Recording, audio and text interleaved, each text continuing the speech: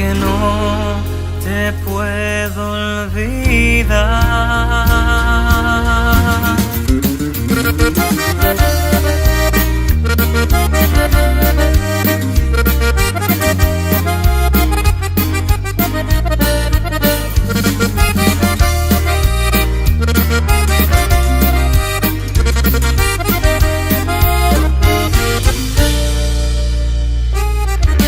Vengo a buscarte porque no te puedo olvidar.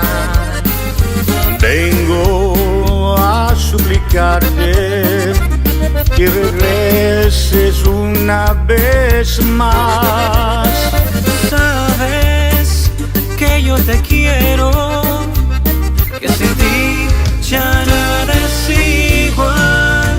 Aunque pasen los años, este amor me hace daño porque no puedo olvidarte. Necesito tus besos, tus caricias, tu cuerpo. No dejo de soñarte y no puedo olvidarte. Y yo no puedo olvidarte.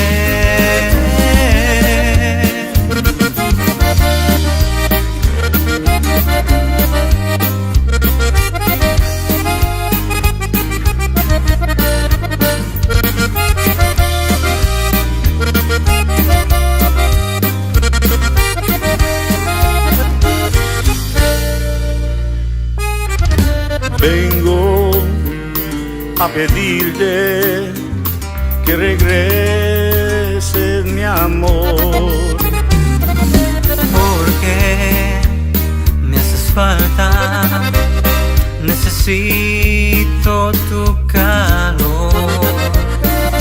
Aunque tú te fuiste, tu recuerdo se quedó. Aunque pasen los años, este amor me hace daño porque no puedo olvidarte. Necesito tus besos, tus caricias, tu cuerpo. No dejo de soñarte. Aunque pasen los años, este amor me hace daño porque no puedo olvidarte. Necesito tus besos, tus caricias, tu cuerpo. No dejo de soñarte y no puedo olvidarte. Y yo no puedo olvidarte.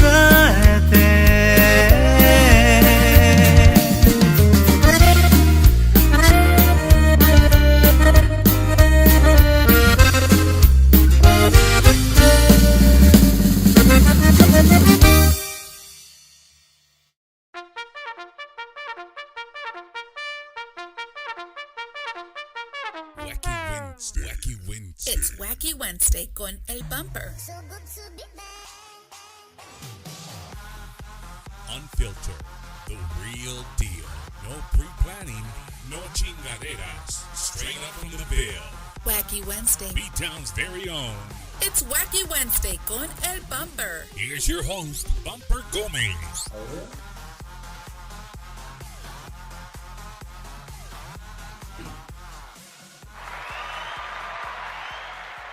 Oh, it's supposed to not.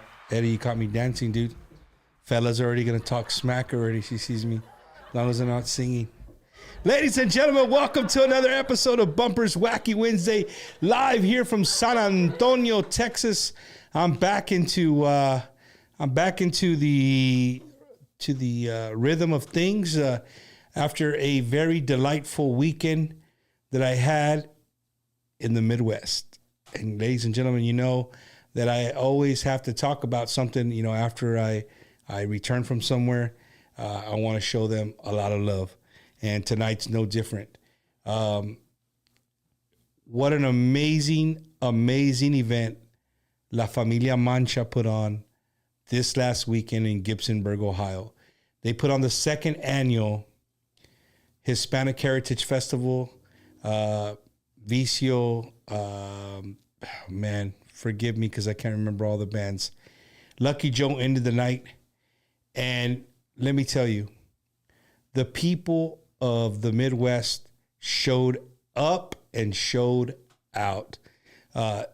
They literally doubled the amount of people from the first year to the second year. I'm hoping that they'll have me back for the third year, and we're going to triple the amount of people that we had this last year. So, Eddie, do we have that picture?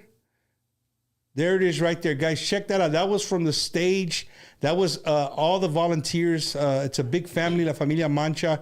I'm sure there's some other last names in there, but the Familia Mancha are the ones who sponsor everybody and bring everybody down there to put on this great event in Gibsonburg, Ohio. So to Jaime, to everybody, man, it was just super, super cool to see the family pull together and pull something like that off. And for the town of Gibsonburg to come out, hey, and well, I haven't introduced you yet, Yeisi, but the great thing was to see the amount of gabachos out there coming to support the Hispanic Heritage Festival and also helping out the family out there on the grounds, doing whatever needed to get done for something to happen in their town. It's a small town, but I mean, people showed up from Toledo, from everywhere. And then the thing that just absolutely warmed my heart the most was a young lady. She's from the Milwaukee area. She's a very young lady, but a very powerful lady in a sense. I want to give a big special shout out to my good friend, Miss Fela, right? Miss Fela from Fela Salinas from Milwaukee. She's on the Milwaukee board, brings all the Tejano bands to Milwaukee. She made the 5.5, almost 6-hour trip from Milwaukee to Gibsonburg to show love to another event, another Tejano event in the Midwest. And it was just her and just people that I spoke to over and over again that drove hours just to come to this event was super, super cool, man. I could not, it just really warms my heart. And to do what we do, you know, for Bumpers Wacky Wednesday, to be out there representing San Antonio, representing Texas, representing Tejano music, and to see all the love of all the people who watch the show and give you the thank you for, you know, bringing Tejano to their living rooms every single week. It's just an amazing feeling, man. So again, you know, un saludo a Familia Mancha, to Fela, all the Milwaukee crew, all the family, everybody, all the volunteers, everybody out there. It was a great time. I can't wait to do it next year. Hopefully they'll have me back next year for the third year. It's going to be super, super awesome. So again, gran saludos to Familia Mancha. Thank you guys so much for a wonderful, wonderful weekend. And yeah, we'll see you guys soon. Well, that was my weekend. Another weekend outside the state of Texas, showing love to Tejano music. And Lucky Joe did not let us down. He put on a great, great show. If you've never been to a Lucky Joe show, it is one of the most personable shows you'll ever be on or ever listen to. And speaking of Lucky Joe, today's his birthday. So happy birthday to Lucky Joe. Happy birthday, Lucky. I think it's like 23 or 24 or something like that. But again, un saludo to everybody watching in Ohio, Michigan, Wisconsin, Florida, New Mexico, Arizona, California, all over the United States, Minnesota. Thank you guys so much for making your Wednesday nights your home here at Bumpers Wacky Wednesday. Are you getting nervous yet, Yeisi, or no? I'm good. I'm trying to make you just get calm here real quick, right? And then I want to give a big hug, a big welcome to the podcast world, to my good friend Johnny Ramirez, Mico Rodriguez. They just started a brand new podcast on Mondays, the two radio guys. So un saludos to those guys, to Gibby Velasquez. That's one of your homies, right? Yes, sir. Yeah, un saludos to Gibby and all the guys who put on I watched Monday's podcast. It was pretty cool. So un saludos to them, and welcome to the podcast world. Those are radio guys, so let's see. We're gonna welcome into the podcast world. It was pretty cool, man. So again, saludos. Enough about me. Enough about birthdays and everything else going on, ladies and gentlemen. All the way from McAllen, Texas, right? McAllen, Texas, a 956. Make some noise for my good friend, Mr. Yeisi. How you doing? Hello. It's a pleasure to be here. Thank you so much for having me. I drove all the way here exclusively for your show tonight. So we talked about this a while back about planning it. So I've been looking forward to coming to your show. Yeisi, if you remember, it's been 2 years, dude. 2 years. Because I met you the first time I saw you in Vegas. I saw you this last year in Vegas. Yes. But you were there the year before as well. The year before. And we kind of it was kind of a quick, hey, what's up? This is what I do. And you were like, hey, yeah, cool. And then I think I seen you after the Tejano Music Awards. I saw you at the Guadalupe Awards. At the Guadalupe Awards? Yeah. You didn't go to the TTMAs this last year when we went to smoke afterwards? Yeah, I was there too. See, I was there too. Yes. I've seen you everywhere. I remember. But no, man, welcome to Bumpers Wacky Wednesday. I'm glad we could finally get to do this. And you guys are in for a treat, man, because, you know, if you've never heard of Yeisi, by the end of the night, you're going to know who this guy is. You guys just saw the video right there, just started off the show with the collab with the man himself, the most wanted man. You found him. The most wanted, but you found him. Mr. Ramirera, man, how was that for you, bro? It was a dream come true project. Ram and I had bumped into each other at a few places. I opened up for him back in 2021, fresh off the pandemic, and it was in Victoria, Texas, and we got to talk a little bit. And he was very kind right off the bat. Didn't know who I was, but he gave me a nice, you know. And Mexico would say la patadita de la suerte. Yeah. And then we were both invited to do a record as guest artists in a Christian Tejano album over at Freddie Records. Okay. So we got to talk some more, and we spent some time in the studio. And I told them, when I do my next project, I would love for you to participate and bring your talents to my project somehow. And when I was working on the new album, sure enough, I called him up and I sent him the song, and he was very graciously willing to collaborate. And we did a video too, so we came over to McAllen and did the video and spent some time together. And all he asked for was some whiskey. Cause I know for damn sure that ain't no apple juice in that video right there. That's some real whiskey. Coca-Cola. It was Coca-Cola. Yes. So how long does it take to do a video, dude? To do a video shoot like that? Well, start to finish. We took 3 days. 3 days. 2 days were with Ram and myself, and the third day was just me shooting the B-roll stuff. So if it's planned out well and the number of locations are not too crazy, you could do it in 4 days. And you use the same people every time for your videos, or? Yes, I've been using the same gentleman for like 8-9 years already. Shout out, Aaron Paolo, from the Valley, and he does an amazing job. We've shot at some places where sometimes, you know, the accommodations are tricky, and he always figures it out. And his editing skills are great. And you can see it in the video. I mean, he captured everything and put it together. I saw those dogs barking. He even put the dogs barking as the intro. Yes, sir. No, we started the show, guys. And when we start the show, because we're muted, you know what I mean? We're watching the video like you guys are. And, you know, I have dogs. So, it's I thought it was your dog. Yeah, I thought it was my dogs. I'm like, God dang, the dog's already started. We didn't even start the show. And you're like, no. They're in the video. They're in the video. But no, man. So coming from the Valley, Yeisi, how many years have you been? Let's just scratch that question. Okay. Let's scratch that question. Remember, I'm 21. You're born and raised in McAllen? I was born in McAllen. I was raised there. I did live in Mexico in my very young years, up to about 10. And then I lived for a year in Monterrey, a year or so in Mexico City, but for the most part, McAllen, the Valley. Yes, and your first language was Spanish? Así es, español es mi primer idioma. Todavía lo Hey, man, hablo porque hablas bastante. inglés muy bien, güey.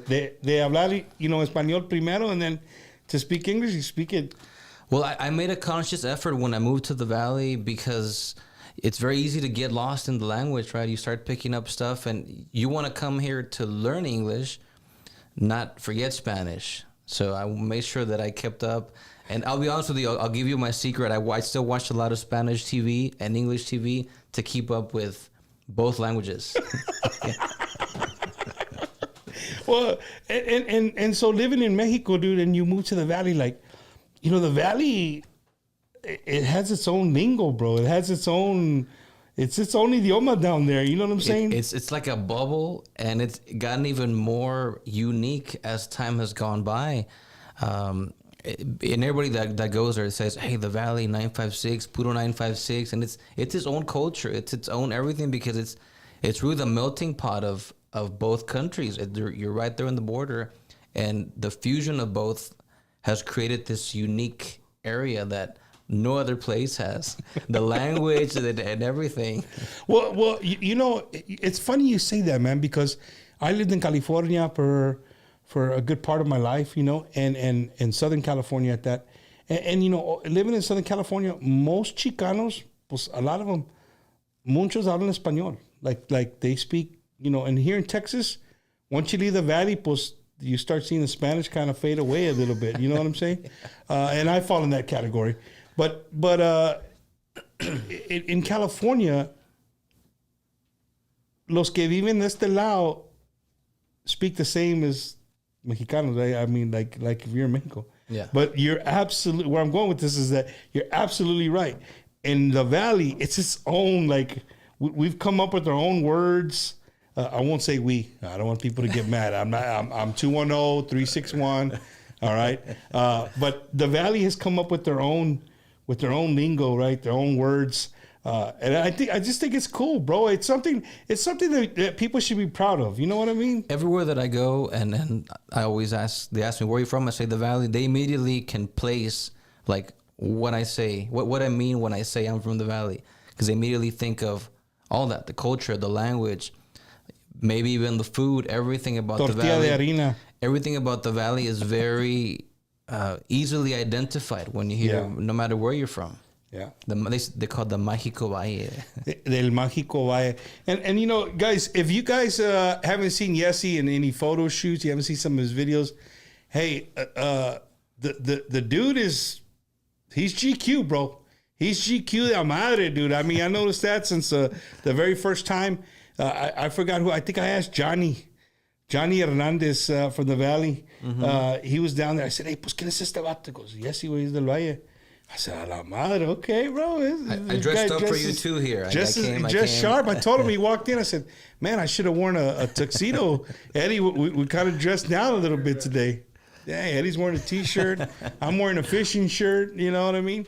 So, but no, Yeisi, you know, before I forget, dude, I want to thank you, brother, for making the trip up from the Valley up here to San Antonio to sit down and do this interview with me. It means a lot to me. Thank you. And I don't think people really understand what artists do for their music career, right? To promote their musical side, and for you to drive 3.5 hours, 3.5 hours, I put 3.5, 4 with gas and bathroom stops. No, there's no Buc-ee's between here and there. There is no. They need to put a Buc-ee's between the Valley and San Antonio. Somebody out there needs to do that. Dude, there's you know what, bro? In 37, no hay nada, vato, right? 37 is one of those roads de Corpus a San Antonio. I mean, just George West, Three Rivers, and that's it. Yeah, there's nothing. There's no Buc-ee's. There's no. There's nothing. Yeah. But the fact that you came here, bro, again, means a lot to me, and the fact that you're promoting yourself. You know what I'm saying? You're a single artist. What was the way you put singer-songwriter. And ladies and gentlemen, the song that you guys heard in the beginning, he wrote it, right? He wrote it. I think you just said you only have like maybe 2 songs that you've done that, right? Yeah, I did. I only done 1 cover in all of my my albums, and I did a song by my good friend Juan Trevino. Shout out. We were just together over in Houston for an event last weekend. But other than that, all the songs that I put in my albums are my songs, because that's really where everything started. It's a love for writing music. Everything else has sort of come afterwards on its own, but the initial motivation for all this was writing some songs. I love to have a songwriter on the show, man, because I like to pick your head. Oh, let's do it. You know, and when you write a song, Yeisi, is it stuff that you lived through? Or are you one of those guys? I've asked this question to the songwriter. I've asked to Juan Trevino. Is it something that you've lived through? You think that makes better songs, or is it when you lend an ear to an amigo and you hear like chinga esta ruca que la, you know what I mean? Well, most of the songs that I write come to me 70 to 80% done. I mean, lyrics and melody. I wish I could say that I can sit down and give you 10 songs from nothing, but all my songs come from somewhere else. They just come to my head, a melody with the lyrics, and then I'll add some stuff. But I think that also comes from experiences. Maybe subconsciously, some of those are stored in my brain and they pop up here and there. Yeah. But for example, that song that we did with Ram, No Puedo Olvidarte, it was there from a couple of years ago, and it was just something that I had that came to me while I was driving. I was going to the store, and then I think I was at a red light, and the idea came to me, and I recorded it on the phone. And then from there, that song came. I never sit down with nothing to create a song. I never sit down and work from zero on the piano or the guitar. There's always, like I said, 60 to 70% of what I'm going to finalize with already there. When you drive, do you listen to music? Yes. I'm an oldies guy. Oldies, like lowrider oldies? Like music from one generation before mine, which is my mother's music. I grew up with her music, Beatles, Bee Gees. Oh, that kind of James Taylor. When you say oldies, I think California. I think like lowriders, like oldies, like Sonny Osuna and the Commodore. So that Commodores, that kind of music. Gladys Knight and the Pips. There you go. Supremes, Four Tops. There you James go. Taylor. I love Bread, Carpenter. So all that's the music that I grew How up about with. Brenton Wood? Brenton Wood? You ever heard of Brenton Wood? No. I need to. I need to look it up. Boogie. Yeah, we got to talk about. You got to know Brenton Wood, man. But where I'm going with this is that most, like when I forgot who I had on the show, but they said it's hard to drive and listen to music because when they listen to music, it's easily absorbed and you don't want to copy somebody else's thing. So, and it makes sense to me. Like you don't want to hear somebody else's stuff because how hard would it be for you to write a melody when this melody is in your head and you're singing the song? You know what I mean? Yes. I've never had that issue with my stuff. I don't think I've ever, I've written over like 60 or so songs, and I always show them to, my mom and my brother who know my musical circle. So they could tell me, oh, you copied that from so-and-so. Or even with producers, that have a very vast knowledge of the musical catalog. And I've never had someone tell me, oh, that sounds like that song. It's fortunately, I haven't had that issue. Maybe because all the songs that I listen to, I don't really add a lot of new stuff to my musical playlist. It's all stuff that I've heard since I was like 5 years old. So it's embedded in your head. So maybe there's a separation between what I know and what I write. And if you're on the piano or on the guitar, I think it helps you avoid those traps because you're creating that and you have the control over, chord progressions or where you want to go. Right. So there's a little bit more control over it than if you're just thinking and maybe you're copying something you heard that day or but I would have recognized it, because I know the songs well. So I'm copying a Beatles song or I'm copying because I know them well. Because you know them well. Mm-hmm. Songwriters to me are just, it's an art. But again, I always say this, it literally has got to be something from God, bro. It's got to be a gift. Like, to the people watching, have you ever tried to like just sing a song off the top of your head or like come up with some words? It's not easy. I mean, I've done it. I've lived through some life experiences and I've tried to like, say, you know what I mean? I'm going to try to write a song. No, but I get like one thing and then it's like. And that's why I do like that. I think that's incredibly difficult because if you want to tell a story that happened to you or your friend, you're limited to telling that story and you can't deviate from that. And the stuff that I write, literally, it's from everywhere. There's no, I don't have a script to follow. So, it's funny you say, because music has to rhyme. Right. Right, it has to rhyme. I follow this guy on TikTok. He's from the Valley. Un vato, he fixes stuff. You know him? You go on TikTok or no? I just recently opened up my TikTok. Well, okay. Well, there's this guy. He's from the Valley, and he says, I went over to my buddy's house, and he had a hole in the wall, and then from that hole in the wall, he'll make a whole 3-minute thing of how he fixed it with the tools he used and everything, and he rhymes Spanish and English mixed. Wow. You know what I mean? And he does like video after video.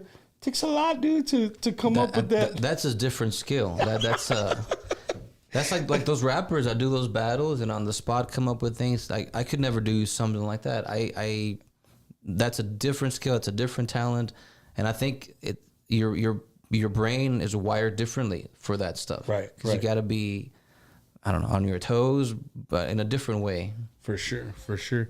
Yeisi, so you were raised. I mean, you were born in the Valley. You're born in McAllen. You guys aren't ready for what this instrument this guy's a master at. You guys are just, you're not ready, man. Tell everybody what you're master at, your main instrument. I already said it. The instrument that I formally studied since middle school, high school, and college was the cello. I played in the orchestra, and that's where I formally learned music, to read music, and it's classical music is still my favorite of all music. To me, it's something else, coming from that's the origins of music. Everything that we hear now comes from classical music, 1600s, 1700s. That everything stems from there. But yeah, that's the instrument that I studied, the cello. Can't really apply it too much in Tejano. I was just about to ask, have you ever tried to play a song on the cello? No, but every time that I go to a producer, we talk about it. I say, we need to incorporate it, but we never do it. We need to do it. Maybe like a more ballad or Eddie, something. what do you think if you see a video of Vato playing the cello? I mean, and what is the one that they play in the banda in the regional Mexican? That's with the double bass or the string bass. It looks like that, right? It looks like the cello, or no? Yeah, it's just a bigger version. Yeah. Okay. So the cello is about this high. The bass is about a person's height, maybe a little bit taller. So when you play the cello, you got to sit in a chair and have it down and kind of... Yes, the proper way to play a cello is sitting down and use the bow, of course. But yeah, it's sitting down. There's electric cellos that you could maybe play standing up and, make it very showy. But really, the proper way in the orchestra is sitting down with the bow. That's cool, man. So when you were in grade school, bro, you're 10. What you say? 10 years old. And you came back to the Valley. Yes, now fourth grade, so like 10 years old. Yeah, like 10 years old. So you came back to the Valley. How in the hell did you get into?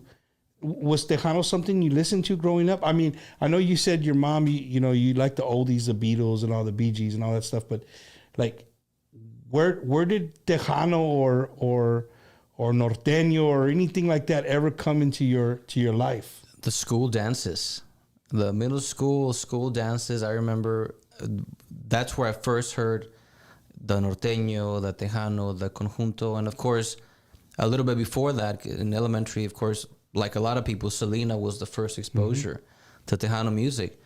But it was the dances. We would go to the 6th grade, 7th grade, and you would hear them. That's 90% of what they played.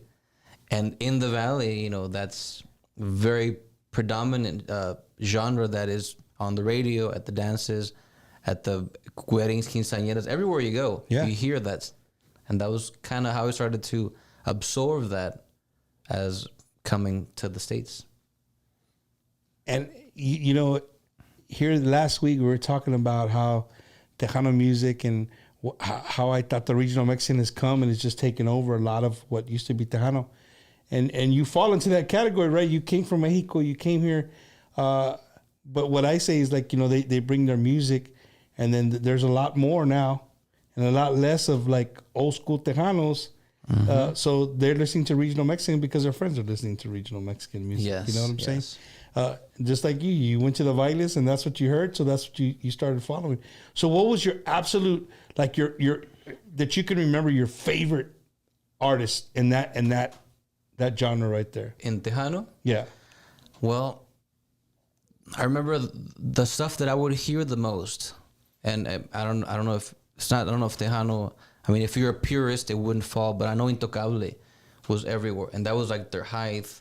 That late to mid '90s, they had so many hits, and they were everywhere on the radio. So that was a big part of it. Intocable, they're from Zapata. They're close to the valley, so they embraced them in a big way. And the sombrero and the botas never came? For me? Yeah. I've always dressed the way you see me is the way that I've kind of always dressed. I've always don't say. There's gonna be some of your friends watching from the valley they're gonna put I was old in pictures. school with them in 7th grade. No, as soon as I was of a certain age, like you like the girls and you want to dress up and you're trying to find your style. I've always liked kind of dressing up. I've always liked to have a blazer. It's kind of like a support. So even in school, you were blazers? Well, not at school. I was about to say, in school, damn. When I was younger, I always wanted to. I was like, when do we have something that I can dress up for, And now as a performer, it's almost like a support to have it. And to me, it's a form of respect for the audience. When the audience goes to see a show and they pay a ticket, they want to see something interesting, something different. And for me, having a certain attire, I think, in this case, the blazer, and then I see it as a form of respect for the audience. And I feel, and we talked about this in Vegas, how you have to feel comfortable, right? If it's not your thing, then you're not going to pull it off. For sure. But if I showed up, in shorts or something, you would feel it like that. That's not him. Well, now, yes, if I saw you in shorts and chanclas with a microphone, I'd probably be like, hey, dude. What happened? This better be sound check, fool, because it's not look like Yeisi. Yeisi, you being in Vegas, bro, you were out there, you had your table, a lot of people come up and talk to you. And if you guys missed it, Bumpers Wacky Wednesday, un saludos to Dave Chavez, Sarah Chavez, and all the people that run the Vegas Tejano convention. We were honored to be there and be on. We had our own stage this year, and congratulations! You had an amazing platform, and thank you for giving me that time in your platform, and shows how long or how much your show has gotten to. All the way to Vegas to Tejano Takeover with the major stage. So congratulations on that. Thank you, man. I appreciate it. And it was cool to have you and just talk to like different artists because, for the most part, a lot of people who watch the show. Right, a lot of people who watch the show, they love the fact that we bring new, existing, and artists maybe you've never even heard of at all. You know what I'm saying? Because after tonight, then if they haven't heard of you, now they know who you are. They go and look up your music. They download your music. That's what we hope for. That's what I like to do here. That's what me and Eddie do. What we do for because we both. If there's one thing about me and Eddie we have in common is our love for our cultura and the music, man. Eddie has a deep background in Tejano music, DJing, being from the Midwest. My musical background is left, right, left, right. That's what I used to sing. No, hombre.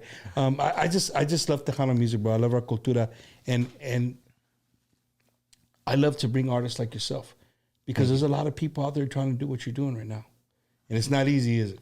No, it's not. It's not. It's a lot of patience, a lot of perseverance, and they just asked me this last week. I was doing a show in Houston, and they said, "What advice would you give?"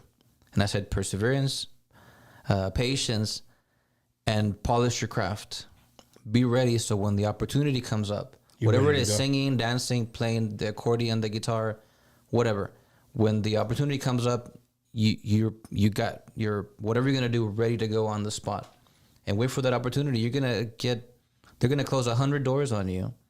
You just need that one, just that 101 door, and that's all you need. So and you're ready. It's funny you say that because I try to practice, but I talk to myself in my car, and people think I'm fucking crazy. I'll pull up to the light. I'm like, "Hey, Yeisi, so you were born in McAllen, huh?" And people are like, "Está hablando solo." I do. I'm serious, bro. Bringing up bands, like if somebody calls and says, "Hey, man, you're bringing up Yeisi this Saturday at Mustang Sally's or whatever," I practice. Yeah. You know what I mean? I try to incorporate the artists and where they're from, and just their style. You know what I'm saying? Me too. I watched a lot of the shows. I told you a lot of the ones that were there on YouTube. I went back and rewatched because I watch your show on Wednesdays. Yeah. But I went back and watched some of the older ones. You could tell, right? How we gradually just got better. I wanted to also, I like to know what the show is about, and that way bring the best for the show. I got you. Well, being with the show, me and Eddie, I don't know, it's probably been 2 months. We've done it every so often. We like to highlight other music that's on and popping right now in the Tejano music industry. And when sometimes we can do it, sometimes we don't. What's the truth, Eddie? We don't get around to it. Something like that, right? But this week we picked 3 singles, and I'd like to play them. Talk about the artists. I think most of the songs probably been out maybe 2 or 3 weeks, a month at the most. And then I want to get a songwriter's point of view. I've never done that, right? So you got to be listening. Yes, you're right. What do we got, Eddie? What's the first song? What's Bumper Bumpin', right? Watch out, Guesu. Hey, you know this guy. You collab with this guy. Oh, boy. We had a single not too long ago. Yeah, yes. Brand new one by Chente Barrera.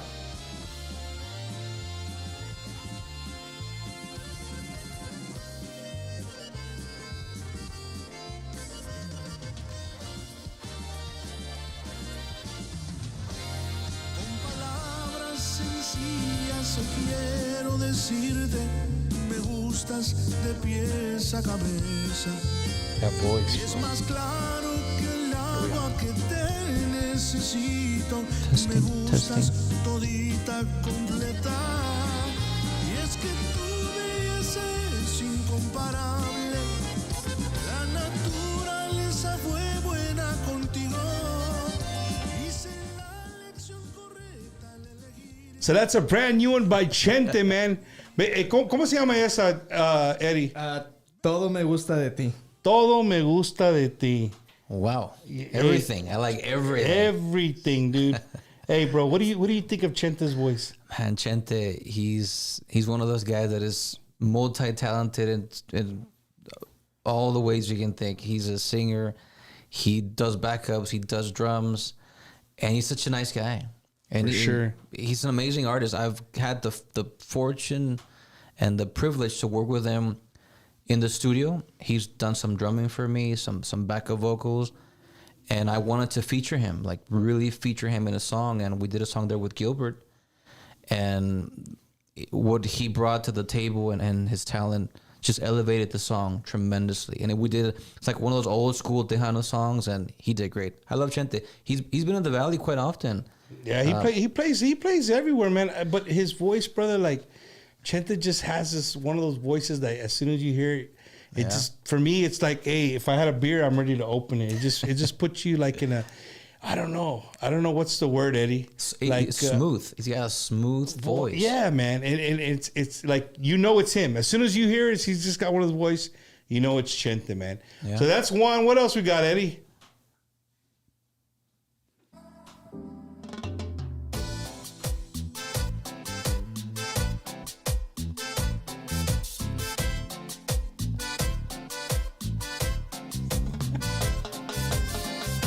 Trying to read. I'm trying to see the picture.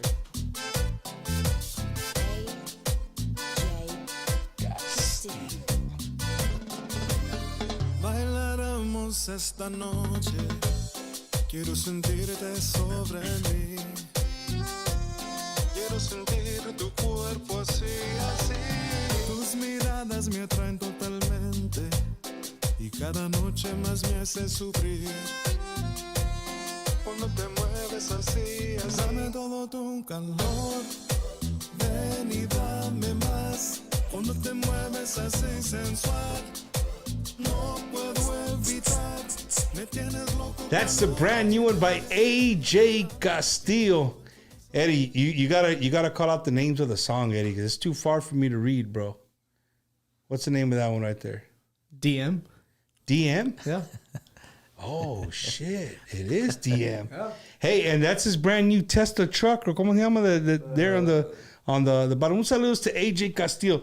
Let me tell you, Yeisi, AJ Castillo. When I hear AJ Castillo, it could be 110 degrees outside, but if AJ Castillo comes out of my car, I'm opening up the sunroof, putting all the four windows down, and it makes me just want to like just drive. Like he just his slower songs, his faster songs, all of them just gives me that vibe of like being outside. Puro sabor, cumbia. Yeah, man, it's cool, man. So un saludos to AJ Castillo, brand new song. You guys go check it out called DM.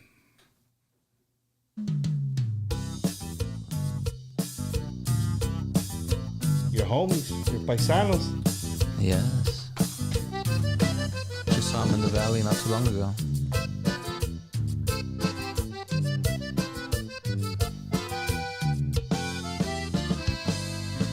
Para no pensar en ti, voy a irme lejos, lejos.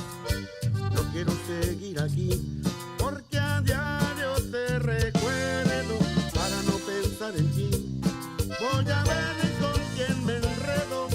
Ya me cansé de sufrir, no tenerte es un infierno. Para no pensar en ti, voy a ir. That's a brand new one, Para No Pensar en Ti, by our good friends. Sereno. Eddie, I'm trying to incorporate you, dog. Golly. Right, Cute, Sereno cute. down in the Cute valley. the DJ. Yeah, the DJ. No, hombre. Pinche DJ Lightning, dude. What's going on, man? Un saludo to our good friend Armando San Roman, who's part of that group right there. I watch him. I like to pay attention in the morning. He gets me going. I watch him on man, Facebook. he's a machine. He's Yes, always got the top level energy every day, all day on the radio. That takes a certain type of. Have you ever sat down and done an interview with them there at the radio station? I took Ram for the first time to promote the single. Ram had never been with Mando. No, and after we shot the video and we went to the studio and we sat and did a fun interview. But I've been with Mando several times. I opened up for Sereno a couple of years ago.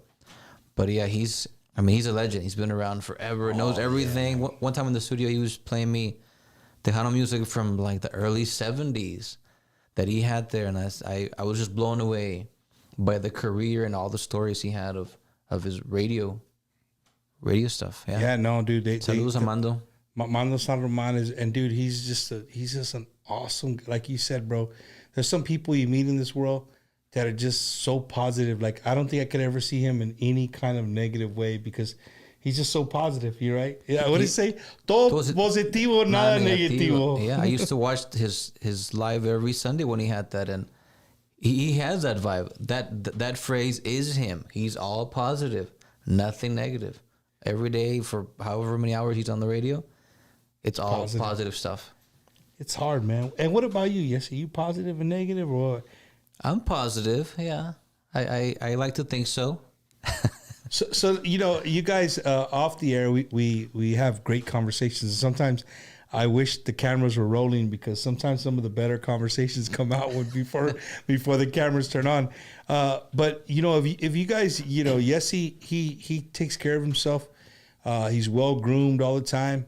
Like, bumper, yeah, cómprale casa, vato. But no, it's not easy, bro. And I'm gonna tell you, like going to the valley to visit, living here in San Antonio, our food, our cultura, dude. It is not easy to be a fit individual and eat the food that we have. Que no, Eddie? I've been on diet for a month already. No comment. So, but I was talking to Yeisi, like, hey, bro, how do you do it? You know what I mean? How do you? What's your regime? What's your week like, bro? Well, like, I don't know who said it on an interview. A famous, was it Terry Crews or something? The fitness is a way of life for most people. I've always played sports. I played soccer since I was able to play in like elementary.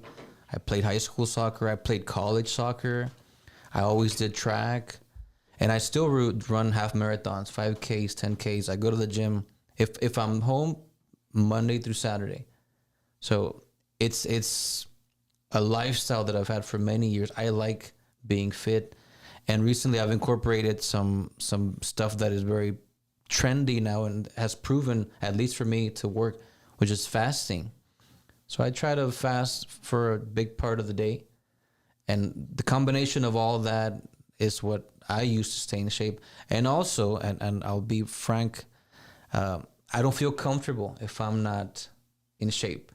You know, if I'm putting a shirt or a blazer and it doesn't quite fit right. Hey, you couldn't live in me and Eddie's life.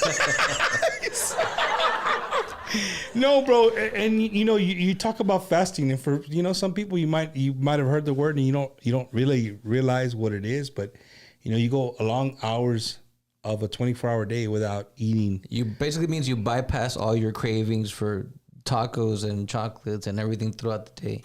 You stick to one good meal, and then the rest of the day you say no. I started a diet 3 days ago. I know you guys can't tell, but I did. I started a diet 3 days ago. I've been drinking a lot more water. I've been taking all these things. And salutes to my good friend Kevin Parsons. And I walked into a QT with my son today.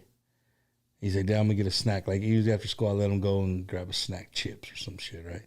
And that's usually me too. I'll go and grab a snack or something. Bro, today, what you said really, like, dude, it's hard, bro. Yeah. To say, like, I'm not gonna grab those chips, those chicharrones. Like, man, let me get, it's my favorite. You got to say no. We're used to it. And sometimes before I started doing that, it's very common. You wake up in the morning and the first thing you do is you go grab a pan dulce or pour your favorite cereal loaded with sugar. And sometimes you're half asleep, right? And you're there eating and you don't even realize it. And that's the part that is difficult to let go because we're raised like that. Yeah, man. Breakfast tacos do that, bro. The breakfast tacos are they're the biggest temptation in the morning. They are. So what is your go-to favorite taco? Favorite taco? I mean, I like just beef taco. Like just carne asada? Bistec, fajita, trompo, any kind of... Anything that's beef. Yeah. Tripas, no? I haven't tried them yet. Maybe. Wait a minute. Yeisi, what the... For real? I've never tried them. Is it because you know what they are and don't want to try them, or you just haven't had the chance to try them? I haven't had the chance. I never had them younger, so they were never sort of in my radar. I know my grandpa used to eat them a lot, but he never offered me any. Eddie, you eat tripas? 3-4 tacos. Huh? 3-4 tacos. I like tripas too, man. I pretty much eat anything. But what I really want people to know is like how hard you work at what you do. Again, this is part of Yeisi. It's part of your artist, your look. Like you said, you don't like to put something on and be like, man, no, this is not cool. You know what I mean? You really take it's part of it's part of your profession. Yeah, you know what I mean? I try to have a discipline about it. I mean, I'm not. And I was telling you, when I'm out of town for music related stuff, I indulge when I'm out. Pa que sepan. So if you see Yeisi at the pinche Waffle House comiendo un double meat, it's because he's out of town. He's not at home. There's got to be a balance, right? You can't be dieting all the time. But when when I was in Houston, the whole time that I was there, I ate out. I had my tequilita, my whiskey, and I enjoy. So that when I get back home, I have the motivation to say, okay, I already had my fun, back to the routine. And soon there'll be another opportunity to have a good time and break, the diet a little bit. But as long as you strike a balance, otherwise you'll go crazy. Hey, Yeisi, you said something earlier. You played soccer in college, bro? I played a little bit of college soccer, yeah. Yeah. Eddie, he does look like a soccer guy, right? Like those soccer players from Italy and He's fit. in That's Argentina. right. Yeah, vato, you know what I mean? Like, yeah, soccer. I mean, I still go and play once in a while, and I come to San Antonio and to Houston to watch soccer games all the time whenever they have Mexico. So do you have a story? You could have gone pro. No. I played up to college and I was done. And you played there in the Valley at school, in the college, Hey, the Valley's getting what, UTRGV? They're getting a football team. They're Yes. they're And growing up down there. We had a semi-professional soccer team, but I think last year was their last year or something like You that. never tried out for none of that? No. I was lucky to play all the years that I wanted without any injuries. Nothing happened, and it came to when I said, you know what, I'm not gonna be risking it anymore. I don't want to be, having knee surgery at 30 when it didn't happen when I was young. You see, ladies, how he's trying to hide that. so I was thinking you were maybe like about, I put unos between 28 and 31. That was my guess earlier today when I was driving. I was trying to guess. 21? No, 28 and 31. That was my guess. Okay. It's a little bit more than that, but I'll take that. It's more. It's a little bit more than that. Yes. No, hombre, ya estás bien viejo, vato. No, hombre. Well, ladies and gentlemen, we love to bring you the best interviews in La Onda Tejana. We couldn't do this without a bunch of good friends to help us make this happen. So let's give a little shout out to our sponsors here.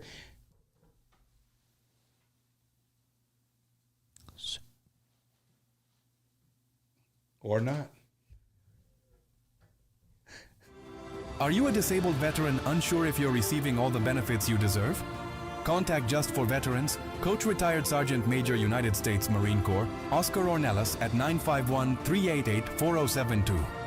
With a deep passion for serving veterans from all branches, he specializes in VA ratings to ensure you receive what you've earned for serving our nation. At Just for Veterans, getting your disability claim processed is now straightforward, thanks to our veteran design system. Don't delay. Book your consultation today with Oscar Ornelas at 951-388-4072. Remember to mention you've seen this ad on Bumper's Wacky Wednesday. Just for Veterans, if you don't win your claim, you don't owe us anything. Your benefits matter, and we're here to help.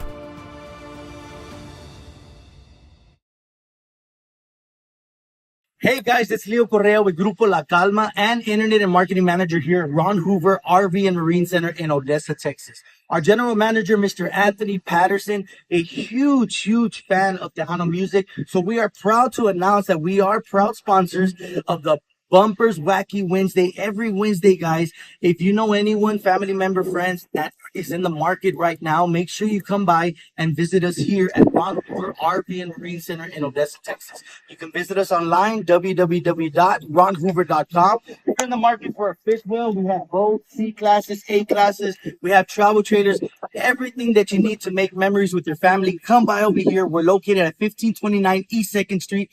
1529 East 2nd Street here in Odessa, Texas, or give me a call. Our cell phone number is 210-906-3796. We're here for you guys, and come by and see why everyone's talking about Ron Hoover of Odessa, Texas, your West Texas. Yes, guys. Vámonos.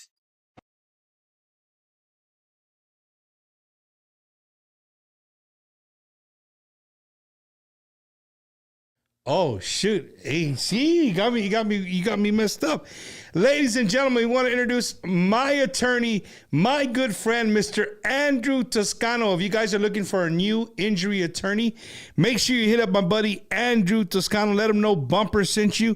You can hit him up at 210-732-6091. That's 732-6091.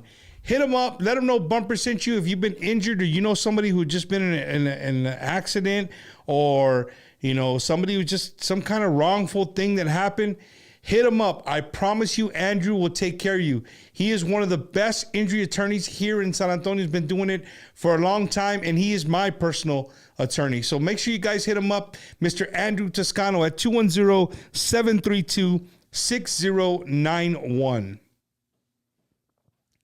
And then, of course, I can't believe it, my own parish, St. Paul, here in San Antonio, Texas, they bit the bullet, and they're finally having a huge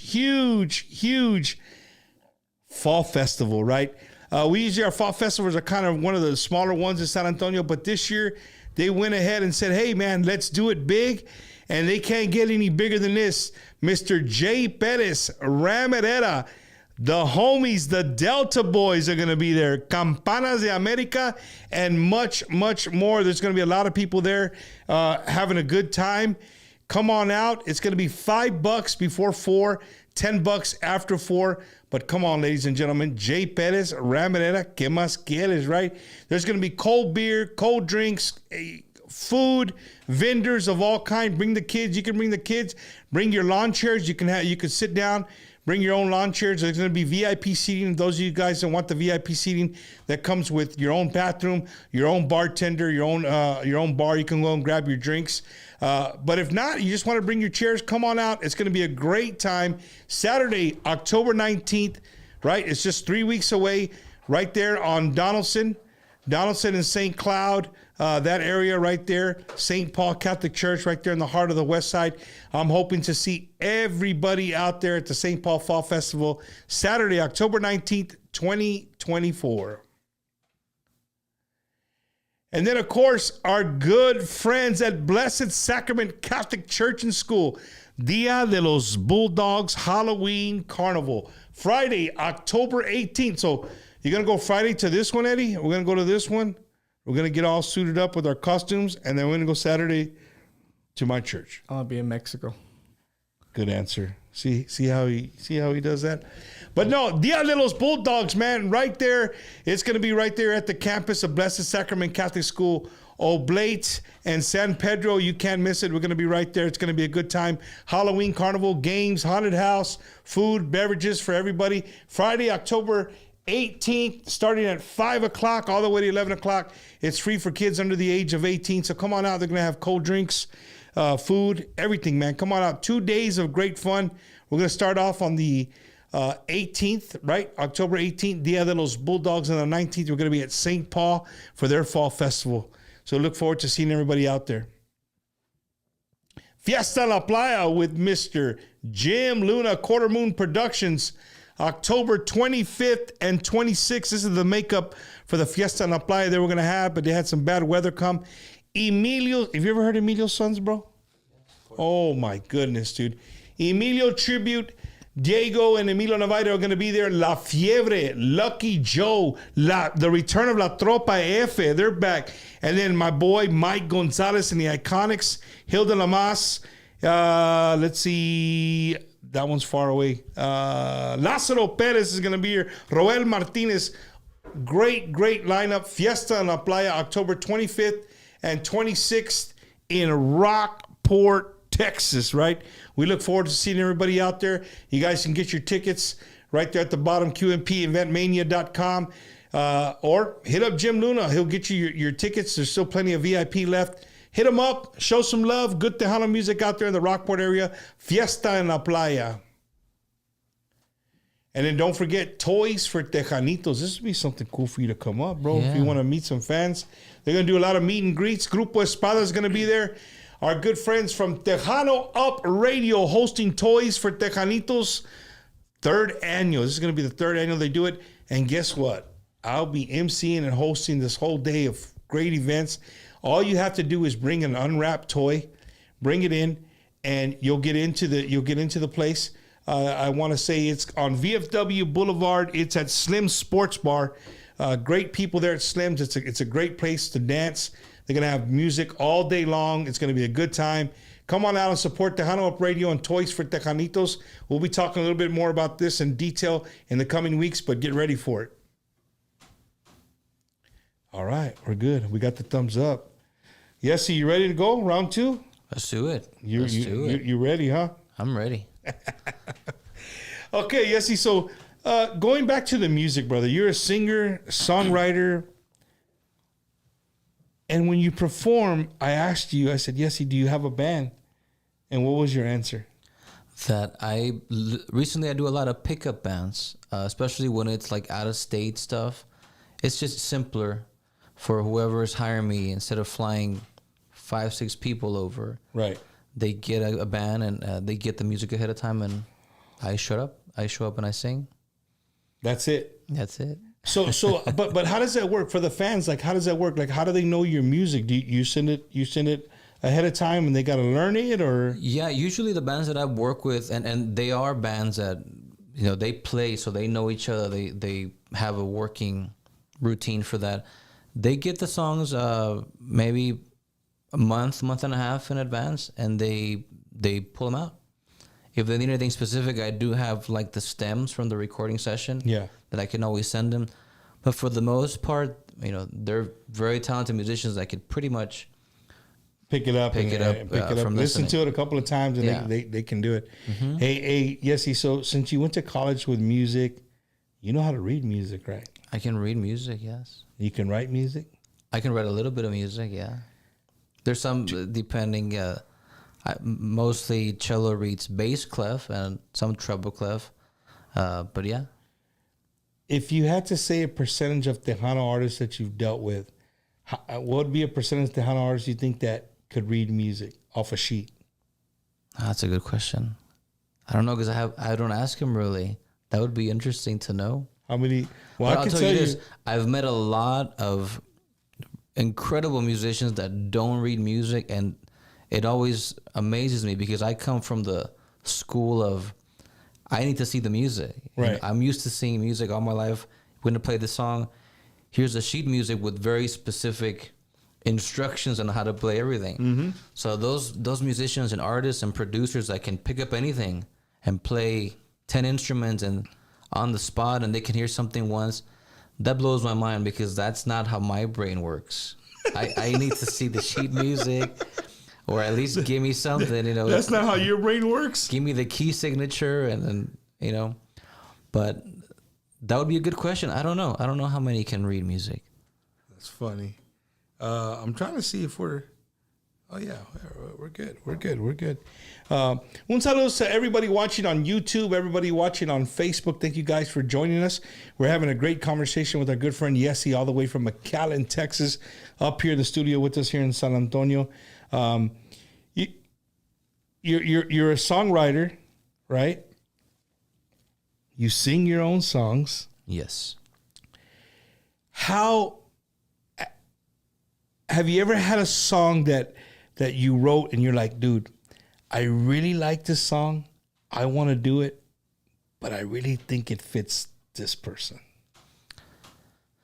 The closest to there's been two instances. I wrote a mariachi song for the latest album, and I knew I wanted to do it with someone. And because it's a mariachi song, I knew I needed a female singer.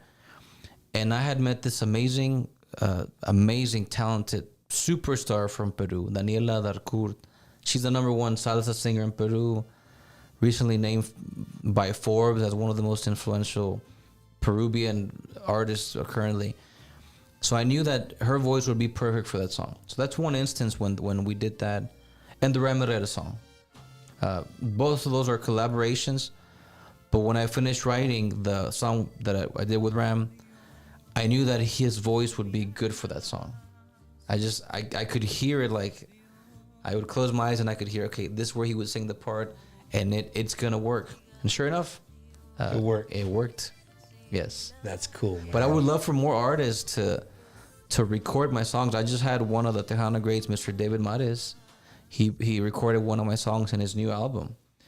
So that's, as a songwriter, that's something that you strive for. You want other artists, to pick up your songs and think highly enough of them to record them. So that's something that I want to do. That's what I mean. Like I think I don't know. You can write all kinds of different songs. I would think that like you write a song, but like, you know what, man, like this is a badass song, but I think this person would just kill it if I would give them this song, their style or their voice or their. I think there's an evolution to that, because first when you start writing, you're kind of like, it's my songs, right? Yeah, I want to record them. I want to have my voice on them and produce them.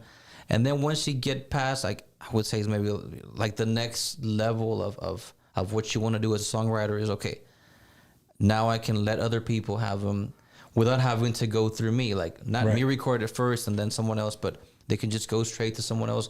In fact, I'm gonna start working on something like that, to writing some songs, sending them off to Gilbert Velasquez, because he always has artists coming in looking for new songs, music. Yeah.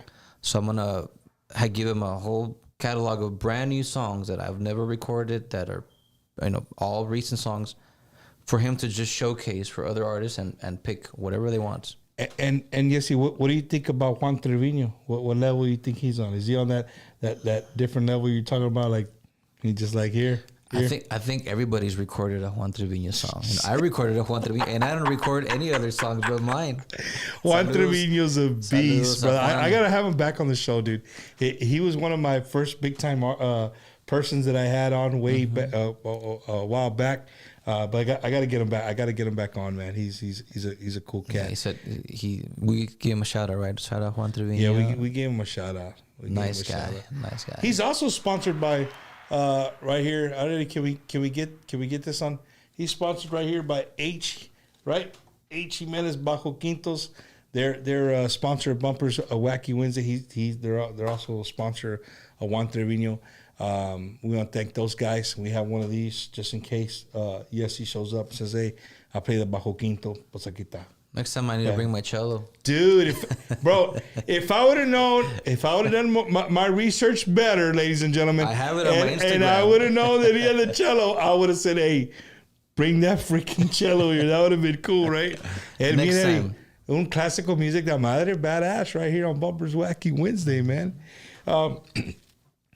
Yeisi, what else do you got working on right now? What do you got cooking right now? Well, we just released a single from the new album. The single with Ramirera did really well on the radio, made it to all the Tejano charts, and pushed every single back because we didn't want to stop the Ramirera song because it was doing so well, but it pushed all our schedule for the other singles. So we're barely catching up. We did the single with Chente Barrera after that, and we have a brand new song called Eres lo mejor que me pasó, which just released I think a couple of weeks ago. So we're promoting that, and then I just got back from Houston.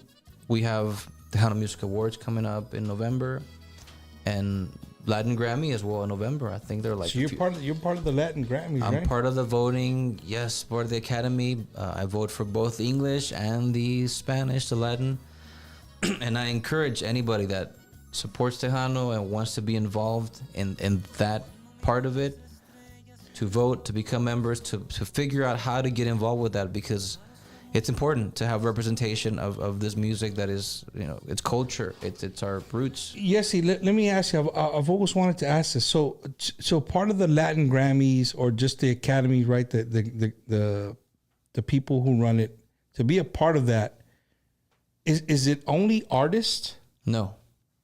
So if you could sum it up, like it's artists, songwriters, I would say.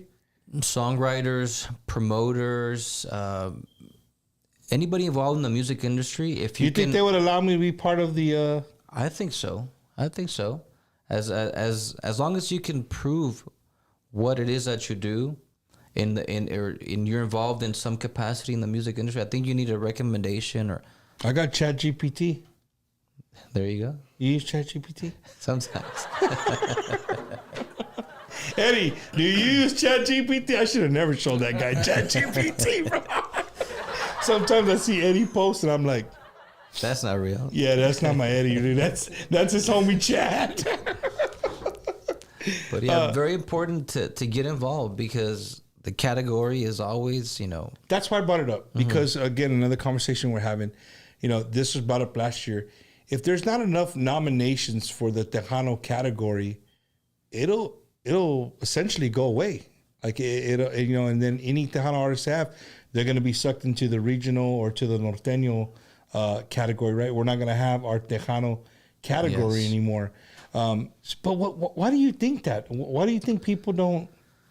I don't know. That's a question that it's a topic of conversation with so many people that I've worked with in the industry, and everybody tries to figure out, and everybody has a different angle about it. I think I don't know. It just needs more support. I think it needs more support. There's big fans of Tejano music, and I see them because I've seen them in Arizona. I've seen them in Monterrey. I had a show in Monterrey, and you think you were in Texas. There was like 1,000, 2,000 people. Yeah. And next door there was another Tejano show, coincidentally, with Ram and Elida, and that had more people than what we did. So there's a big following of Tejano. I'm not sure why sometimes it looks like the category and the fan base is in danger of small numbers. But is it so? Going back to like the question, like why aren't Tejano bands part of the Academy? Why aren't they nominating themselves, so to say, or going through the process to get looked at to be, on the Latin Grammy top 5 or whatever? Why do you think that they're not doing that? Is it something difficult? Is it a monetary? Is it a money thing? Like, what is it? I think there's maybe a lack of information about it being passed around. I fortunately, all the people that I work with, Gilbert, my mixing engineer, Abelardo Rivera, who's one of the great mixing engineers of all the Latin music, they're very involved in that. So they are always pushing their artists to work towards that goal and to become a member and to be an active member, even if you're not submitting that year, but vote for your category. Yeah. Listen to the music and vote for what you think deserves the recognition. Maybe, I think some people maybe don't know about it. I think there needs to be a spread of information on how to do that and how to follow, because it is work. You do have to become a member. You do have to have a membership and but who follow. teaches that?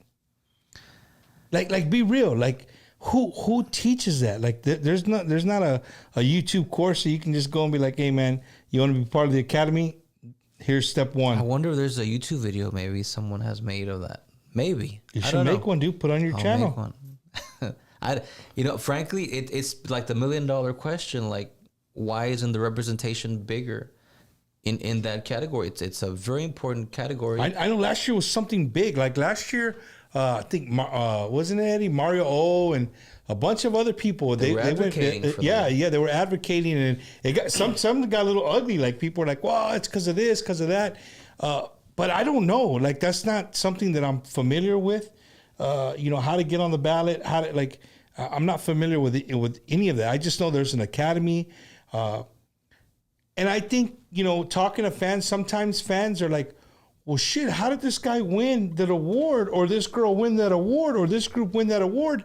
I've never even seen them on a ticket nowhere. Mm-hmm. Yeah. How does that work? That comes up every year on around Grammy season. The people that make it there, they put the work into it. They are members, and it's votes. You have to get the votes. Like, think of it like anybody who's elected for office in politics. They have to go town to town and advocate their policies and get the votes. And the people that get nominated, they got the votes for that. But do you think sometimes? Well, you're right. They're going inside the Academy to other people they know that are part of that have the ticket to vote. They're advocating for themselves, right? Right. Like, okay. Yeah. I don't know, man. It's not always. Oh, we got an artist. Crystal Torres. Not always easy to become a member of the Recording Academy. I was turned down twice, but I finally was invited to join. It's a process to apply and fill out application correctly. Oh, quiz, Eddie, we wouldn't do it. We'd probably get turned away incorrectly. Try again next year. You forgot to dot the I and cross the T. Next year, try again next year. Mr. Bumper. We regret to inform you that your application. We looked up your name. It doesn't match your driver's license number, your ID. Who's Jose? Well, hey, that's my government name, dog. Don't say that too loud, right? No, it is a process. I mean, but anything is a process. You want to record an album, there's a million things you have to do to get to that final, holding your CD. People see a CD and say, oh, he recorded an album, but there's 5-6 months of a lot of work and putting different people to work together, coordinate things, meet deadlines. But if you really want it, you're going to figure it out. Like Crystal, she was turned down, but now she got accepted. She got accepted, yeah. So, that's really what you need to do. You need to be on top of it. And like I said, Mario was advocating for it. We need to advocate for it. Everybody in the Tejano industry that has some knowledge and information about how the Grammy stuff works, they need to advocate for that so other people get involved, and maybe it'll take you a couple of tries, but you'll get there. So let me ask you, if you can you pass that to me real quick? So this is something important right here. You got 8 songs.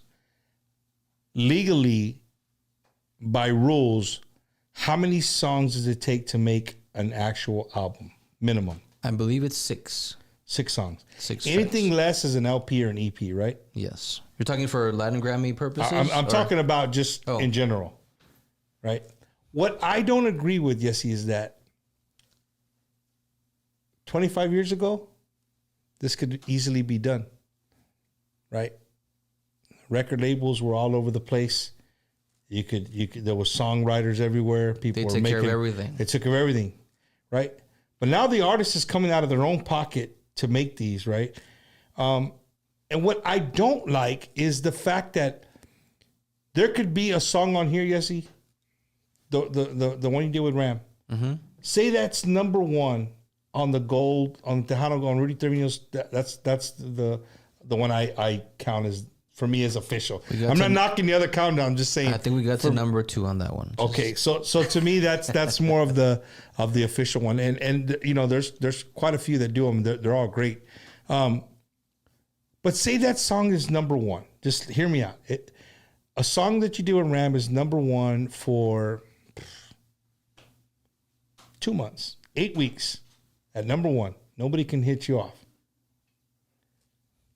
And then you go to TTMA, Tejano Music Awards, or you go to whatever awards.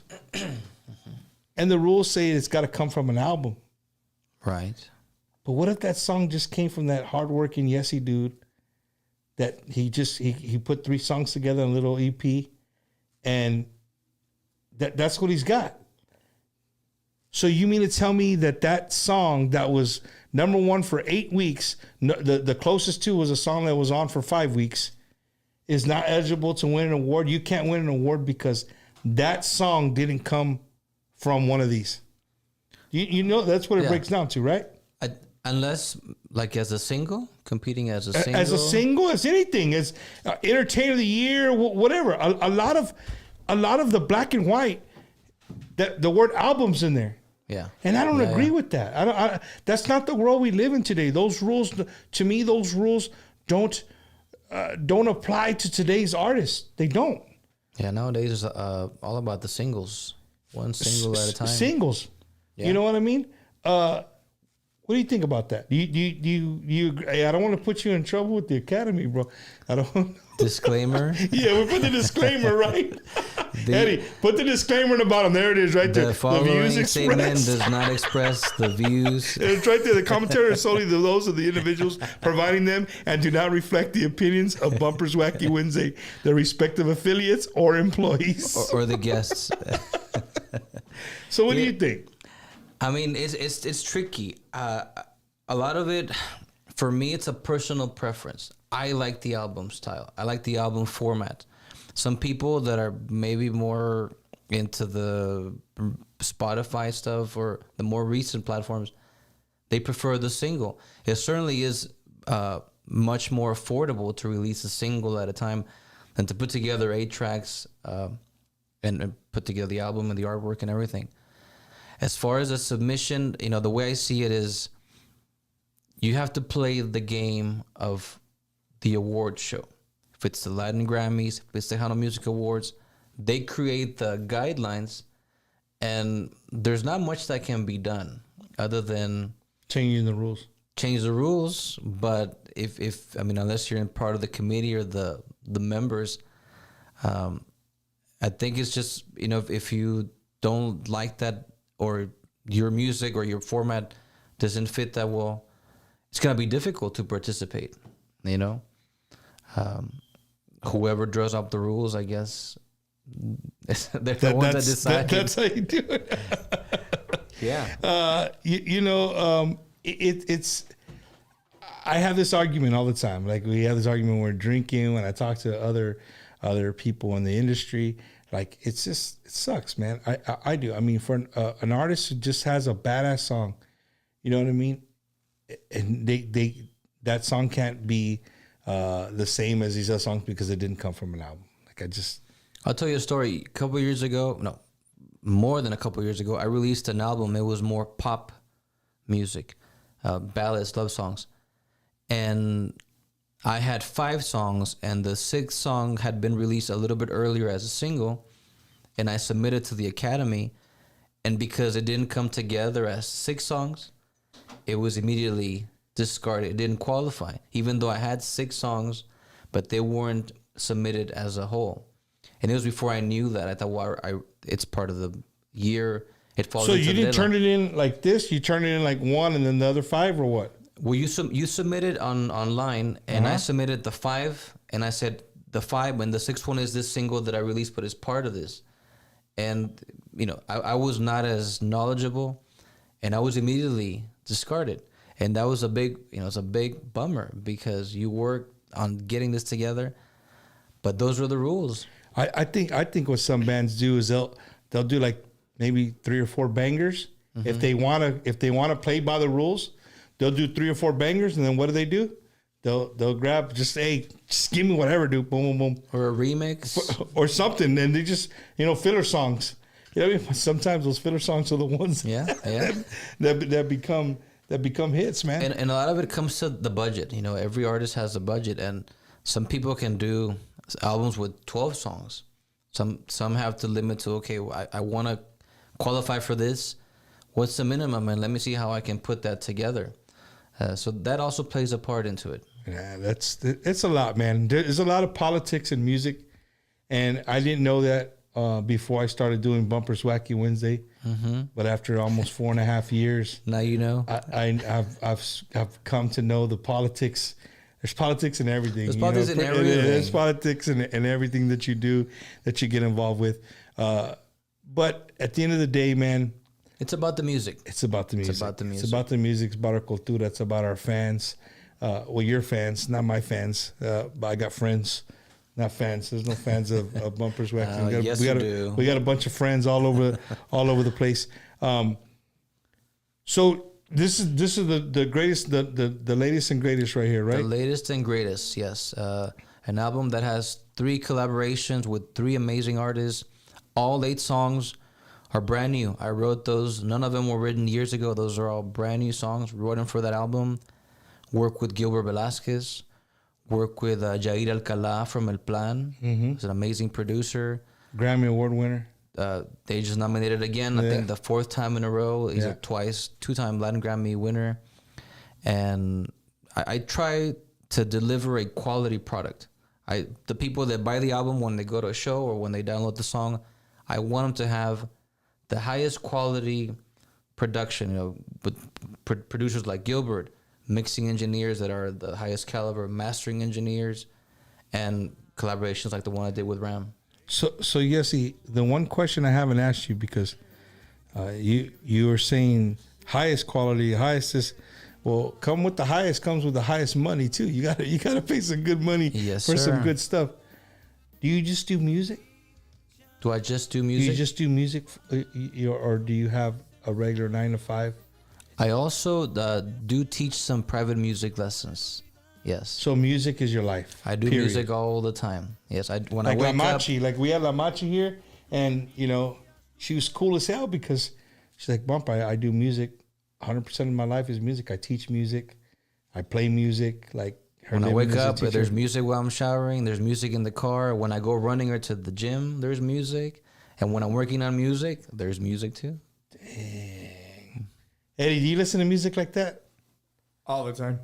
Morning, it's in the bathroom speakers. Living room's on. And always Tejano, right? Yeah. That's it? 99% of the time. You already said no. You listen like the oldies and stuff. I love like oldies, but I do listen to a lot of Tejano as well. Yeah. A lot of classical too, and Spanish. I mean, Roberto Carlos, Jose. I love all that stuff. I love the classics. Songs. Yes.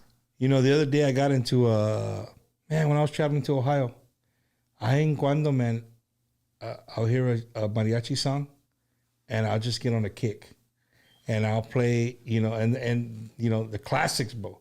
Chente, Jose Alfredo Jimenez, like, and you know, those dudes have, I mean, you could play Chente all day, dude, and you won't hear the same song. Yeah. Like, he has a lot of, and that's what I do. Just random, just let it play.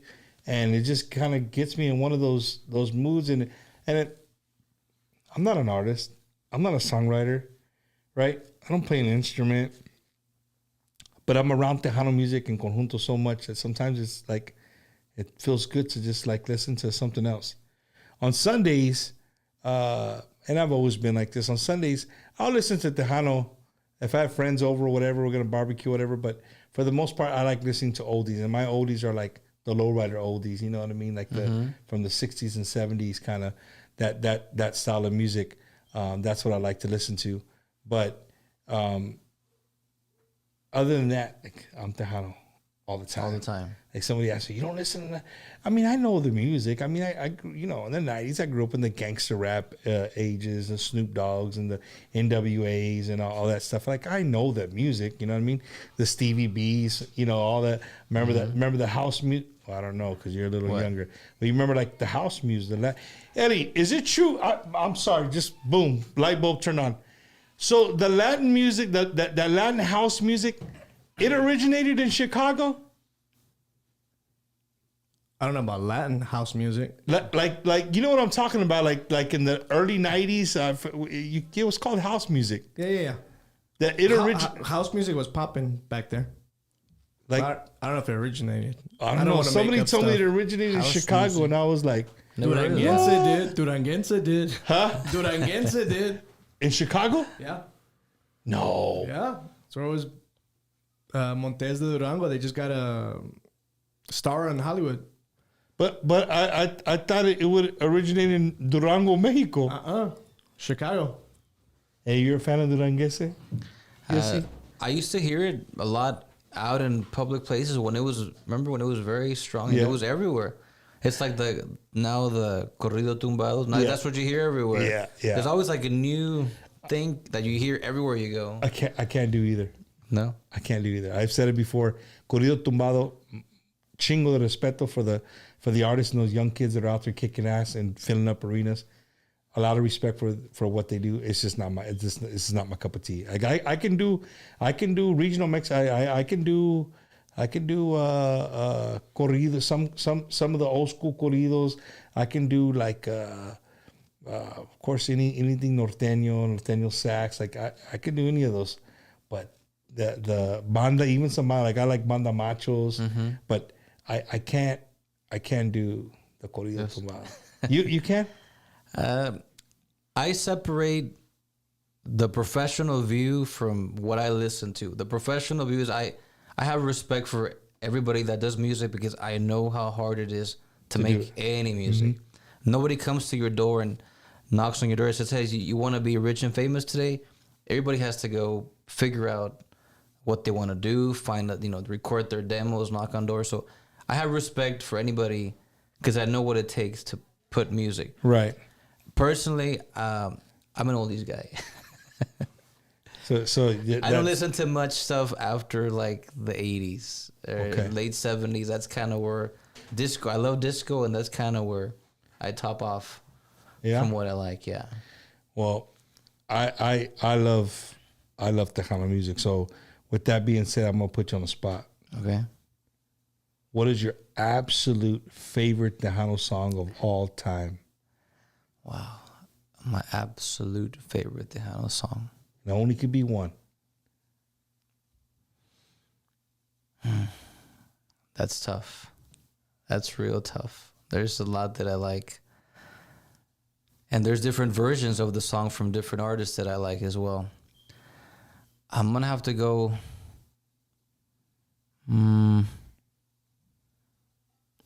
I'll tell you what, I really enjoy the Chente Barrera 80s medley. That's my dog. For real? I love that, and it's three songs. It's different songs put songs, together. Yeah. That's why I said there's different versions. That's of the one that says "Hello, dog." Right? Hello, baby. Yo sé que tarde o temprano tú vas a volver a mí de nuevo. Yeah. Y sé que mañana pasado tendrás mi calor junto a ti amarrado. I never skip that song when it comes on my playlist. You let it ride. And I know it's not a Chente Barrera specifically. Yeah, but he just did the 80s medley. Yeah, for sure. I think Gilbert produced that medley. So I love that song. Hey, dude, that's a fucking badass answer right there. That's a badass answer right there. Okay, so and what would be Yeisi's all-time favorite group? Beatles. Beatles? Yeah. Were you asking Tejano or just all-time? All-time favorite. Beatles. I think the Beatles, what the Beatles did is never be surpassed in my personal opinion. For the musicality, the genres they explored, the short amount of time they were together. And just you think if John Lennon would have got killed, they would have been bigger than the. You think they're bigger than the Rolling Stones? I think so. I think the Beatles are bigger than anybody. That's just my opinion. I love the Beatles and I love them together and I love them separate. Yeah. I've seen Paul McCartney in concert a bunch of times and what he did with Wings and now as a solo artist after Wings. Same thing with George Harrison. And of course, John Lennon before he was. Hey Eddie, el vato tiene el estilo de ellos, right? He has the style of that. You have that vibe. You know what I'm saying? I think it's embedded in me because that's what I watched that all the time. My mom would have Beatles playing all the time, so I think it's just part of my DNA, you know. Hey, I see, and like through the week, I see entrevistas every day, or when you leave the house, or. Are we gonna catch you in some sweats con unos tenis? Sí, pero no shiny buttons. Just regular black blazer. Hey, those are naval buttons, bro. Are they? Yeah, look, they got the anchor and the rope on there. Y te robaste un sailor, vato. I like that. That's cool, man. 1, 2, 3, 4, 5, 6. Let me see. 7, 8, 9, 10, 11, 12, 13. Nah. How many oceans are there? I was trying to see if maybe it was coincide with how many different oceans they are. But no, so yeah, you'll. I mean, other than if I'm not dressed up kind of like this, I'm dressed up for like running or working out. So gym shorts and t-shirt, but it's because I'm going to the gym or to run. And what's your gym in the valley? What's your go-to gym? Goals? No, I go to F45. That's a local gym? It's a franchise. It's I think it's a Mark Wahlberg franchise. F45. Do we have those, Eddie, in San Antonio? No. They don't have one in San Antonio? I don't think so. So don't think you're gonna work out tonight due to the gym pass somewhere. No, I don't work out when I'm out of town. No. When I'm out of town, I enjoy. Yeah. That's what I'm talking about, man. I love the vibe, bro. I love the vibe because you're somebody that I think if young people could see you in performing Tejano music, like como te vistes and stuff, like we're of all. I just hate that when I speak to people who don't really know the genre, like, oh, Tejano, they're cowboy hats. Yeah, they wear cowboy hats, but that's not everybody. You know what I'm saying? Earlier you said David Mares. David Mares. Like, did you get a skin regime? A what? Did you get a skin regime? No. You should get it, bro. Next time, bro. I just met up with him. He was in the Valley like 3 weeks ago. They were in Far, Texas. And I dropped by because his keyboard is Julian Saludos, David Mares Subanda. Julian has worked with me in some shows as well. So I stopped by to say hi to the group. And I stayed for the show, obviously.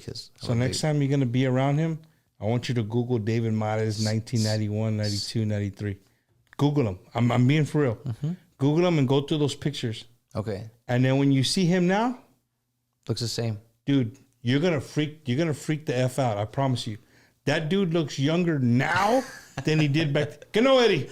He looks, dude, I promise you, bro. He looks good. He looks younger now than he did. Like, I don't know what he was doing in the 90s, but he looks way younger now. He had that, the big hair and the big mullet. Yeah, hell yeah. Yeah, we did Tejano King Fest, Mr. David Mares, and we had like a pre-show dinner mixer thing with Mr. Joe Lopez, David, myself, and some other people. And we got to talk, and David is the nicest person, laid back.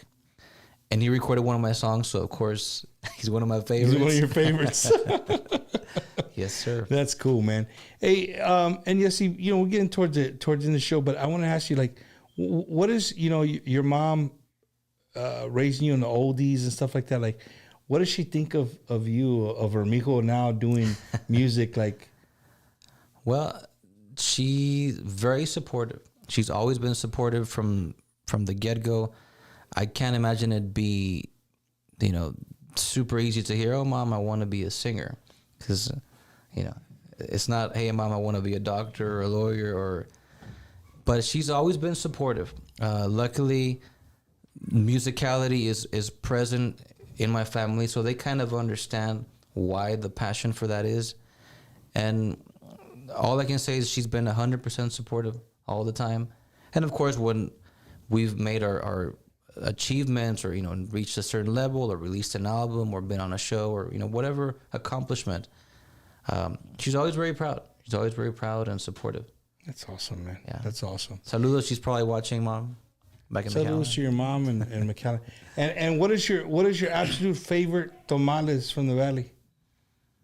Well, it's Wacky Wednesday, bro. You get questions from all over. There's only one in the Valley. There's only one tamales. Is Delia's. Ah, boy, right. Hey, traitas or no? Is there another? Traitas or no? No, I did not. Next time we have one here in San Antonio. We got a Delia's. Really? But the rumor is, what is the rumor? The tamales are not made here in San Antonio. That they're made in the Valley, and then they're trucked here every day. Wow. Did you hear that, Eddie, or no? Or you don't bite tamales? Eddie makes them. We no, made them last year, right, Eddie? Yeah. We had Eddie. We had a tamale. We had what is it? A tamalero. Tamalada. We had a tamalada at Eddie's, and shit. My wife, she brought her own spatula, que la chingada, to spread the masa. And what about for the holidays, bro? You get excited? Your family gets together for the holidays, or yes, you got a big family? It's just my brother, my mother, and I. My brother lives in Connecticut, and way over there in Bristol, Connecticut. And he was raised like you in Mexico City? Yeah, same thing. Yeah. And he's in Connecticut. He lives in Connecticut. How does he end up in Connecticut? He works for ESPN, and that's where they're housed. Yeah. You're bullshitting me, right? No, it's true. It's true. What does he do for ESPN? He senior researcher for the Latin Spanish content. He also does the ticker at the bottom for ESPN Deportes. A little bit of everything, research and all that stuff. Yeah. Really? Yeah. And he loves what he does? Yeah. He gets paid to watch football games and soccer games and write about them. Dude, that'd be the life, right? That'd be the life right there. And your mom, do you and your mom go up there to visit quite a bit, or? We especially after the pandemic, we make always an effort to do as much. We'll go over there, or he'll come over here, or we'll meet halfway. Like we met at California for the summer, went to Disney. I want to tell you that California's not halfway. I mean, no. You meet somewhere. Yeah, we meet somewhere. It's because we've met. I'm going like, holy cow, I'm in California. I caught myself as I was saying it. But so recently he flew down to a Mexico game here in Houston. Uh-huh. And then we flew over to California. So we're always trying to make room whenever he has vacation and I can. So I know I'm going to be in this. I took him with me to Arizona. I had a show in Arizona not too long ago, and he said, I have some time, I'll fly over there. That's awesome. So we try to make as much time. Y'all pretty close. Yeah. It's just him, my mother, and myself. And ¿está casado o no? He's single? Single. Man, dude, he's living the life over there. He's having a good time. Hey, does he have camaradas that are in sports? Like, he has people in the... Well, he knows everybody that works there at ESPN. So, whenever they're doing like a show, sometimes they'll if they need someone to check up on research or some stats, a fact right there on something, he's the go-to guy for a lot of that stuff. Yeah, that's crazy, dude. I can do that job. House music originated in Chicago, and so did Duranguense. Fact checking. Fact check. Hey, so was I right? House music, right? It originated in Chicago. Yes. And the only reason I say this because I got my buddy Chano. Soon saludos to my friend Hector Feliciano. One time I was jamming, he goes, "Yeah, dude, that's from Chi-Town." I said, "What the fuck are you talking about?" Like he's like, "No, dude, it's from Chicago." And I had to Google it. And there's Eddie, the fact check. Eddie, did you watch the what do you call it last night? The debate? Beat your fact checker. and one of my last questions, just dealing with today's world, man, because it's Wacky Wednesday. You live on the border, man, and we don't talk politics on Bumpers Wacky Wednesday. But you said something earlier that just stayed with me in my head. Like you know, you have where both worlds collide. Mexico and Texas, you know, United States, they collide. It has its own vibe, its own culture. What's it like for you? Like how do you see immigration and stuff like that? You know what I mean? Not in a political sense, but just like in your everyday life. Well, I embody the immigration situation because I was born in McAllen, lived across the border for most of my youth, and then moved here. Excuse me. So I've lived both cultures, you know, firsthand. I still go to Mexico. I still travel to Monterrey, and I live on the north side of the border. So I've assimilated both cultures. So for me, living there, it's been good. I mean, I know it's a tough situation, you know, in some aspect for some people. But as far as enjoying the culture, the border culture, I lived it. And I've lived it all my life. And I'm grateful to have experienced both. And, you know, I know English, y también hablo español, and I eat American food, and I eat Mexican food, and I listen to Spanish music and English music. So for me, it's really a blessing to have both, because you get the best of both worlds. Yeah.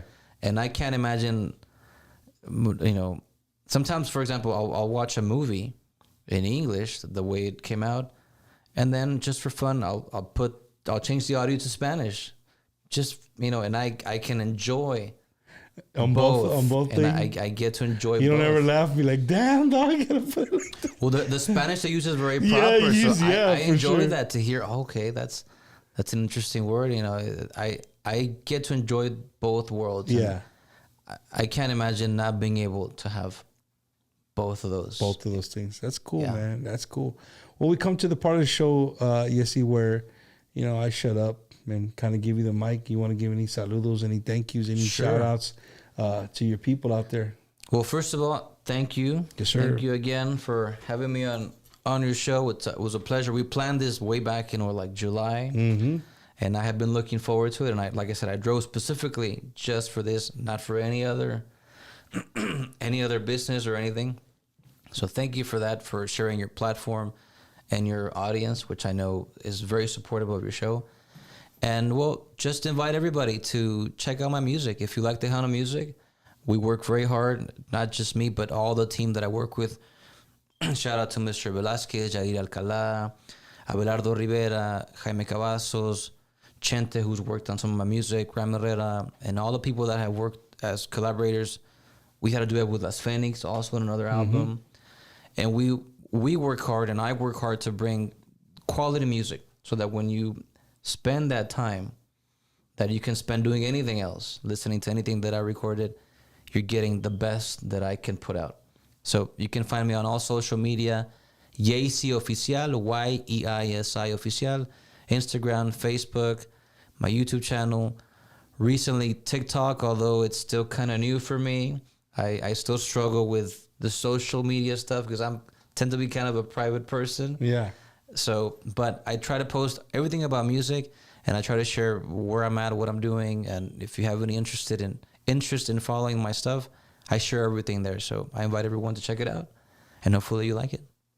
That's awesome, man. And for the ladies, there was some ladies that messaged me. You want me to ask them? Ask me. Single or? Let me take a drink. Single. So if any wonderful ladies, beautiful ladies, tuned into your show today, go to my Instagram, Yeisi Oficial. Single, no kids that I know of yet. So, single, El bilingual, vato knocking on wood. single, bilingual, ready to mingle. That's cool, man. That's cool. Well, man, Yeisi here, from me and Eddie, we wish you the best, brother. You always have a home here. Once an artist comes on our show, they always have a home. You call me like, Bump, I got a single coming out. If we can pull it off, maybe it may not be on a Wednesday, maybe it'll be on Monday or Thursday, whatever. We can help you promote it however we can. That's what we're here for, bro. We're here for you guys. And again, I'm so glad that I got to meet you in Vegas, and we were able to pull this off and do this. And to everybody who watches Bumpers Wacky Wednesday, man, like, go out and support this guy. You know what I mean? This is what he does for a living. You know what I mean? And you're cruising. You maybe tonight you've never heard of Yeisi. You just never came across him. I mean, that happens. But tonight or tomorrow, you're on the road.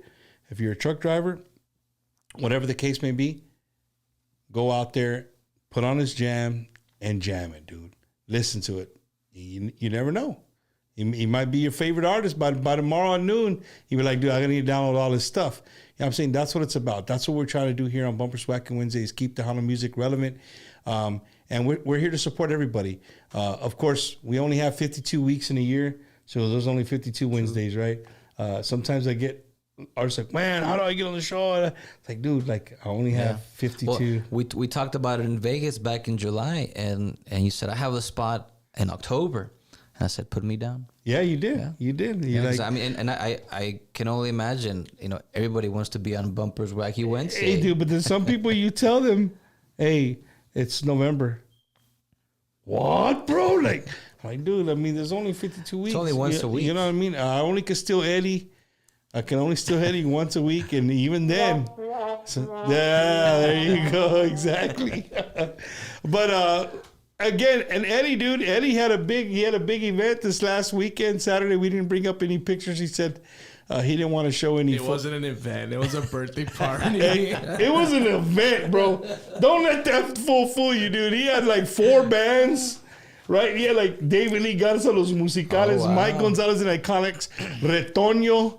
Who else did you have? DJ Jake. DJ Jake. Yeah, was 3 bands in the DJ. 3 bands, see? That's a big party. That's a party. Hey, vato, it's a birthday. Chinga. Whose birthday was that? It was him and his wife's birthday. Todos están bien vestidos. It had to be. Yeah, if you weren't wearing this, you couldn't get in. You couldn't get in.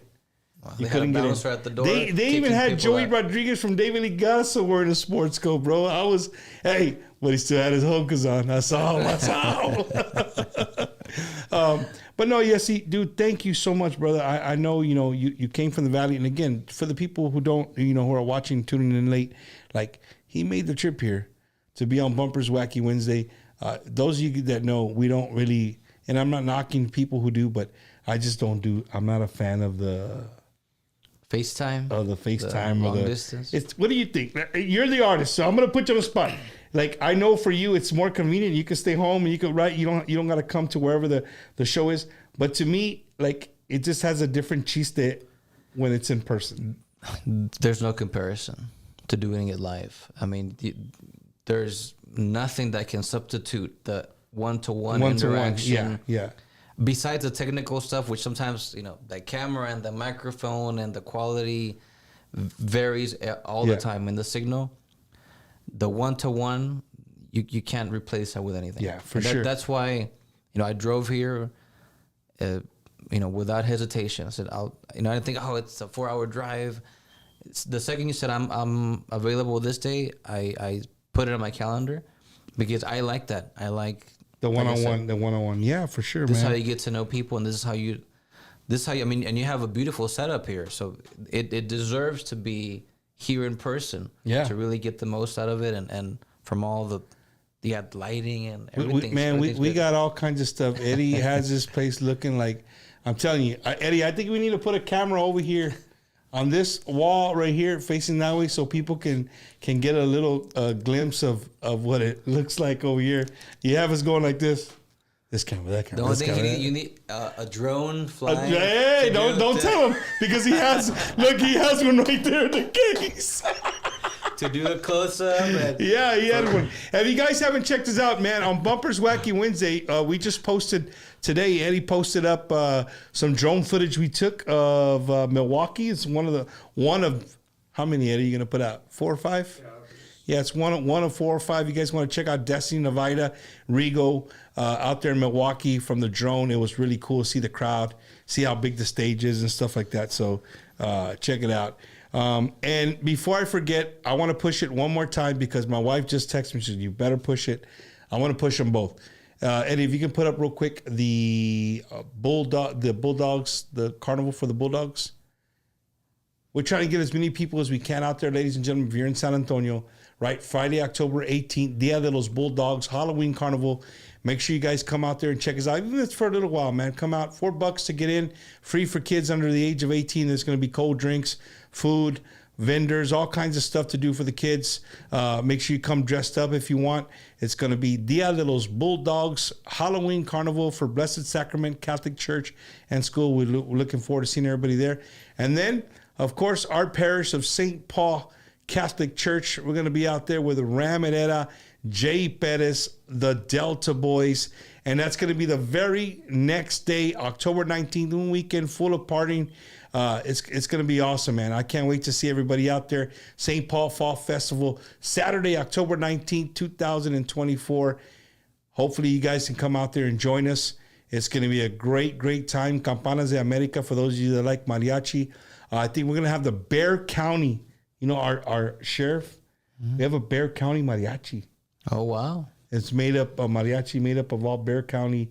Everything's better with mariachi. Yeah, for sure, man. Mariachi. That's going to be October 19th, so make sure you guys come out and join us. Yeisi, man, thank you so much, brother, for making the trip. And here again at Bumpers Wacky Wednesday, we wish you nothing but the best, brother. Any way we can help you, we're here to help you. Guys, make sure you guys go follow Yeisi and all his social media platforms. Download his music. Jam it with the windows down. Ahorita no, right? Ahorita in unos 2 weeks. 2 weeks. Hopefully it'll be good with the windows with the down. AC on. Right now with the AC on. But we'll see you guys next Wednesday. We got a surprise for you guys next Wednesday. Make sure you join us right here. We're going to be live here for the studio here in San Antonio next Wednesday for Bumpers and Wacky Wednesday. We got some guys coming from far too, man, out of town. You guys are going to be in for a treat. We'll see you guys next week. Yeisi, Eddie, thank you so much. Peace.